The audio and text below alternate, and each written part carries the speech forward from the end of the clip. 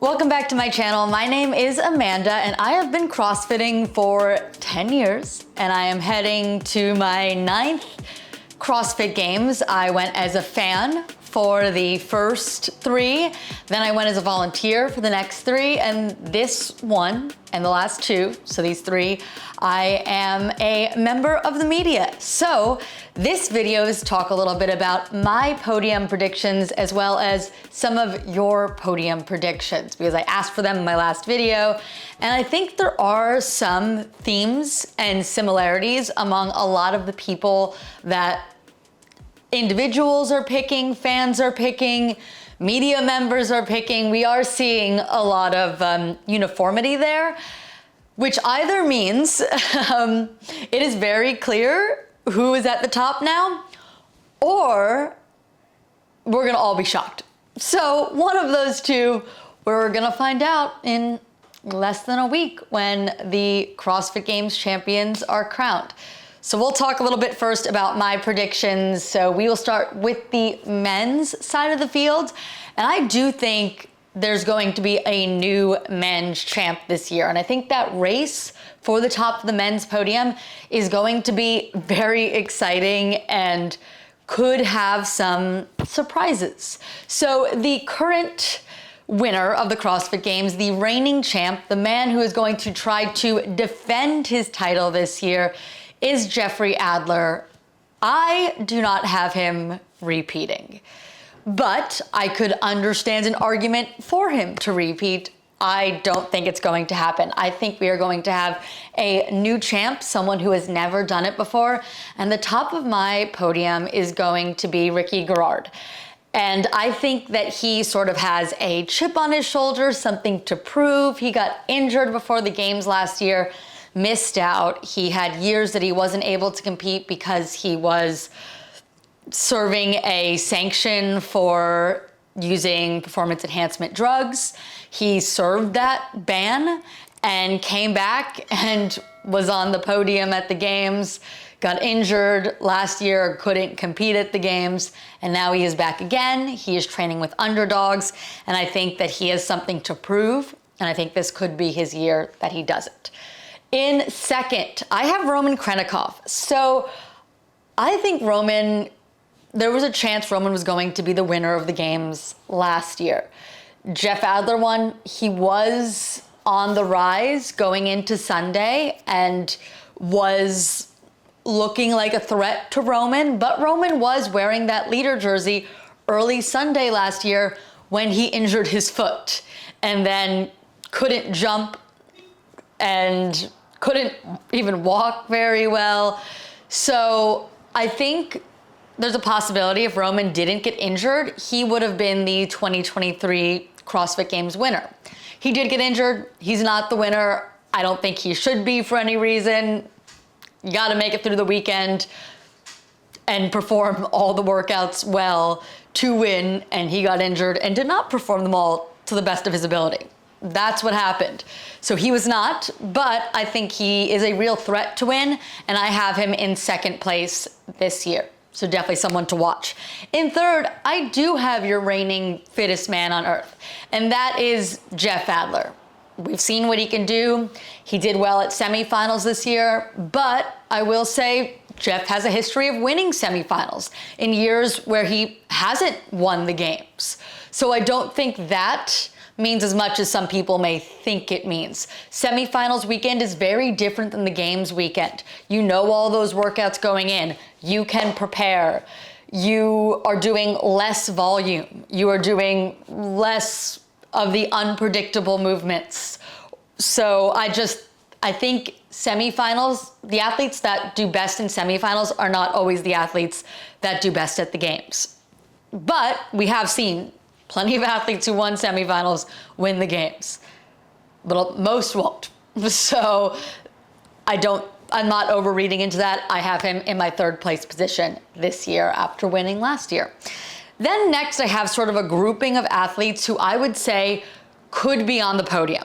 If any of these athletes got on the podium, I wouldn't be surprised at all. They are the athletes that I have just off and the ones that I think have the potential to make it this year, possibly. So the first athlete I have just off the podium is Dallin Pepper. He was the fittest American man last year. He is very young still getting fitter, still on his rise up. And I think that at some point, he will be a podium athlete. He has the potential to win the CrossFit Games as he becomes older, bigger, stronger, more confident. I don't think he's quite there yet. I don't think he'll win this year. I think he could threaten for the podium. And I think he's someone to watch all weekend. I also have Pat Vellner just off my podium. He has been on the podium before. He is sort of an opposite athlete of Dallin Pepper. He is someone who's near the end of his career and has made it onto the podium in the past, has the mental and physical capacity to do that. It just depends on the rest of the field and how much they've caught up to him. But he's definitely someone I would expect to see in the top 10. And if things line up correctly, Pat could be back on the podium. And then I also have Justin Medeiros. Justin Medeiros won the games twice. And then last year had a bit of a fall from grace. He just didn't look like the same athlete that won the games twice in a row and podiumed prior to that at the games that were in Aromas. So I think that really has fueled his fire, falling from that top position so far down. And when I spoke with him at semifinals at Carson, California, just a few months ago, he told me, like, the goal is to win. And he looked great at semifinals. I said that doesn't mean necessarily anything, and that's very true, but doesn't hurt either to do well against your competition in an earlier competition. So Justin, I think, could be on the podium as well. Now I have a list of other athletes, just a few, that I think definitely have top 10 potential, but I don't think they're going to be on the podium, but people to watch to be in the mix all weekend. One is Brent Fikowski. He is like Pat Vellner, an older athlete towards the end of his career, but he is always so analytical and so focused and zoned in, and someone I can always expect to do well and to know what he has to do to perform well. He did have a games year where he didn't do very well, but more often, he does really well and is someone to watch. So I would keep him in that mix to be top 10 again this year. Jay Crouch is another athlete who did phenomenal last year, right after he had switched to Proven, and really had a lot of success at the games in 2023. I think he's going to continue that momentum into 2024. He did that open announcement, looked great there. I think that he has some real potential to make some noise at the games, and I think we should all watch Jay Crouch all weekend. And finally, Yella Hosta. He did really well last year as a rookie, and now he is solely focused on CrossFit. He has quit his 9-to-5 job. That just happened around semifinals. So I think that we should look to him to continue that momentum and to be in the top 10 at the CrossFit Games this year. Now, that's not 10 athletes listed right there, but those are some that I just think to watch. I wouldn't be surprised if all 10 of those athletes are in, or not 10, I named 9 athletes, but I wouldn't be surprised if all 9 of those athletes are in the top 10. More than likely, I got someone wrong. This is all just guesses. Anyone could get injured. Anyone could have a bad weekend. You never know. But based on how these athletes looked all year and how they're looking right before the games, these are who I am looking to see in the top 10 this year. Let me know your predictions below. Subscribe if you're new here. I am headed over to the CrossFit Games very soon, the day after you're watching this video. So I am super excited. I'll bring lots of content. I have done a vlog a day in the past, and that's sort of my hope this year. So my guess would be first vlog will be Friday, about Thursday. Like, it'll come out on Friday. It'll be about the Thursday games, come out early Friday morning. So subscribe, check that out. Yeah, let's go on to the women's side of things now. So for the women, My top woman is not going to be a surprise, but I think it's a more interesting storyline this year than it has been some years past. So Tia-Clair Toomey-Orr is my pick to win the CrossFit Games again, but she did take a year off to have a baby, and she's got that mom strength now. I think it would be awesome to see a woman come back after having a child and then win the CrossFit Games. I think that's a great story. I think it's inspirational for a lot of women and mothers who do CrossFit. So I think that would be awesome to see. I also think that she is just the GOAT. She easily won her semifinal in dominant fashion because that's just what Tia does. She dominates. So I think that we're going to continue to see Tia do Tia things and solidify her spot on the Mount Rushmore of CrossFit. Will this year be her final year after coming back from having a baby and winning again? Very possibly, but also possibly not. It's a conversation to have, sure, but I think Tia has the potential to win for at least a few more years. She is very impressive. So in second, I have your reigning fittest woman on earth, and that is Laura Horvath. She has been on the podium quite a few times. She tends to do really well at the games. I think the games workouts, some of them tend to help her. Like last year, she didn't win semis, but she won the games. This year, she did win semis, and I think she's going to do well again at the games. She's hungry. I think she's hungry to defend her title against Tia. Last time she competed head-to-head against Tia at Rogue, she won. Tia was only like 5 months post-baby, but Laura won, fair and square. So I think Laura does have that fire and that drive to want to beat Tia at the CrossFit Games. I don't think it's gonna happen, but I think she'll get on the podium, and I think it'll be a fun battle to watch.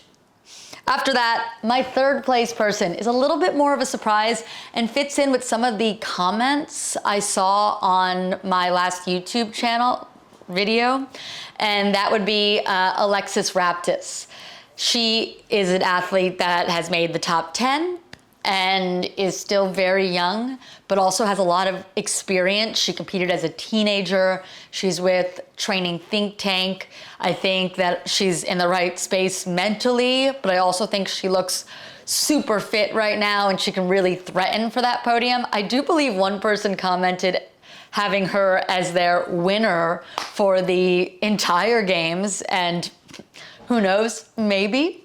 That would be so exciting to see someone dethrone both Tia, who won the last time she competed at the games, and Laura, who won last year. So I wouldn't pick that, but I love the underdog story and picking someone who is definitely a dark horse when we're talking about the top spot of the podium.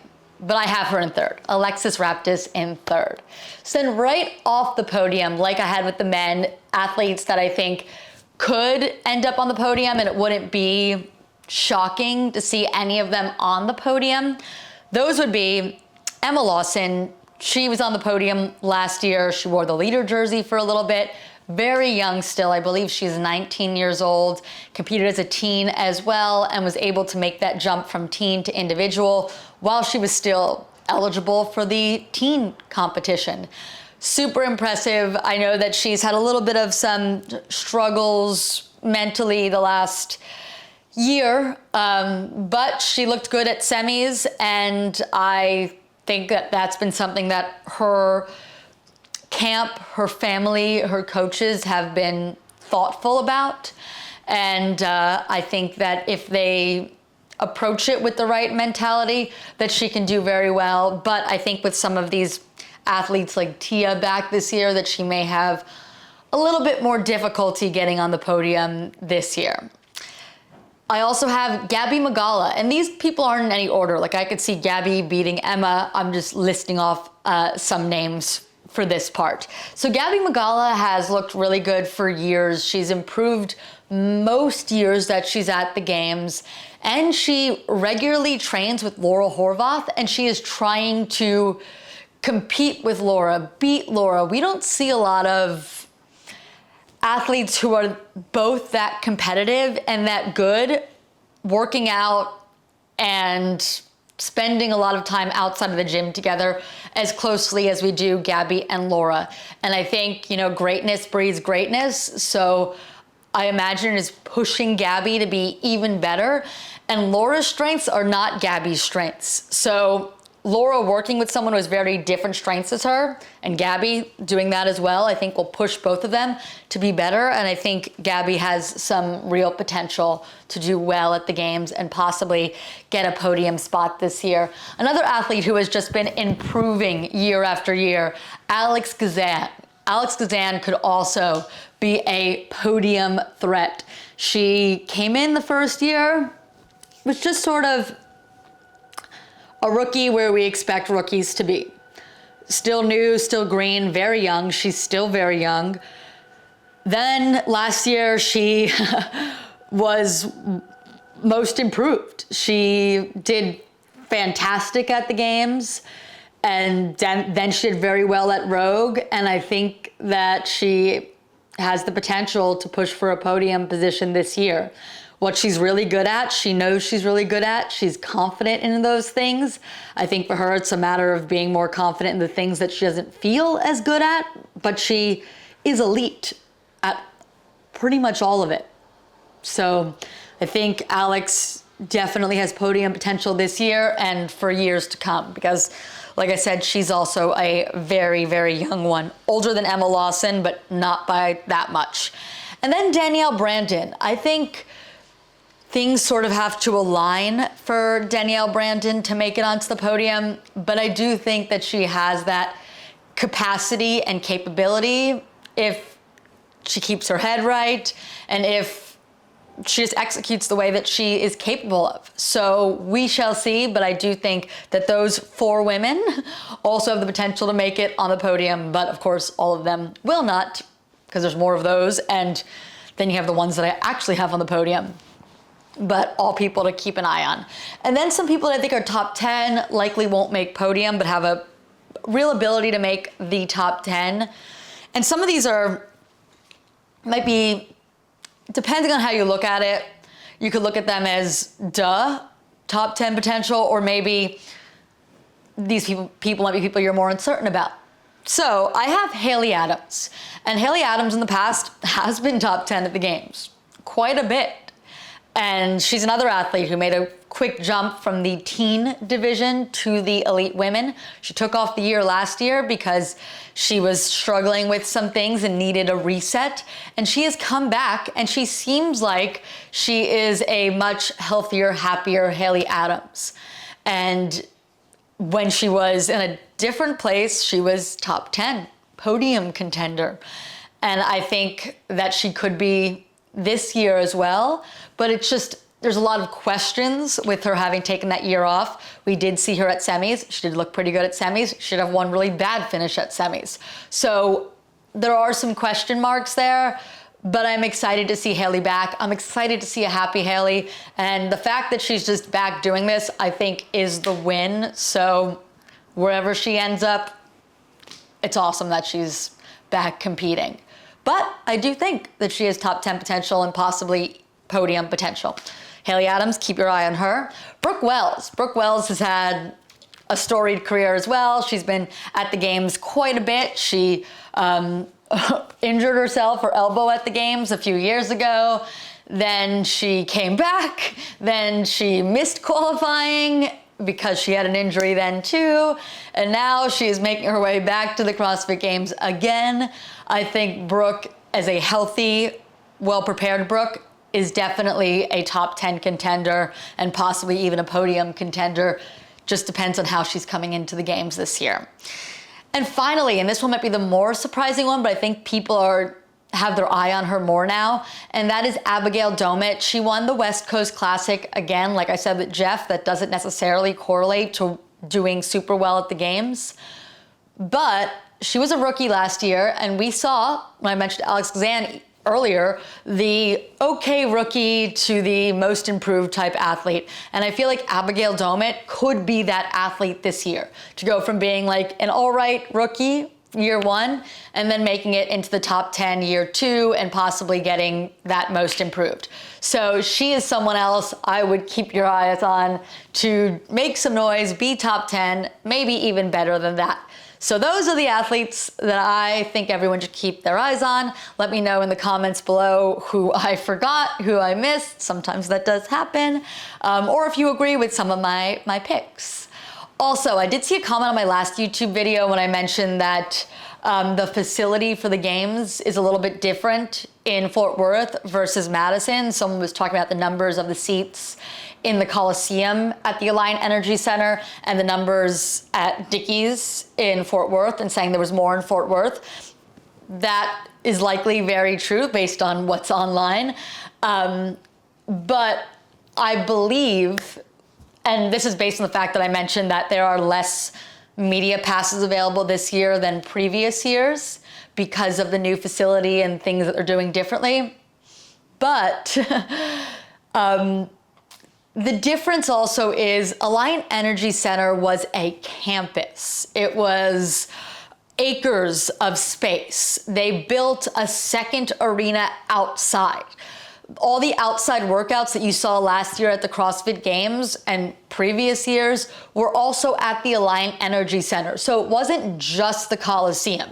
You could buy just tickets for the outside area as well. So it was a little bit different. The spacing was different. The seats in the, what's comparable to the Coliseum at the Alliant Energy Center at Dickies may be more, but there was also an entire building where the media worked and the athletes warmed up that the general public and the fans did not have access to. So there were multiple buildings on the Alliant Energy Center campus. It wasn't just the Coliseum. We didn't work at all really in the Coliseum as media members. We were there for the events, but we worked in a different building on the campus. And then there was a different building on the campus for the vendor village and for the fan workout experience.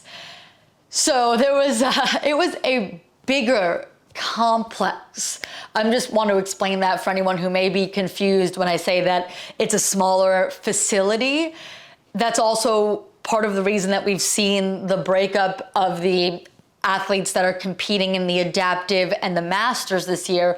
There is not as much room at Dickies compared to Alliant Energy Center. The actual Coliseum at Alliant compared to Dickies is probably smaller.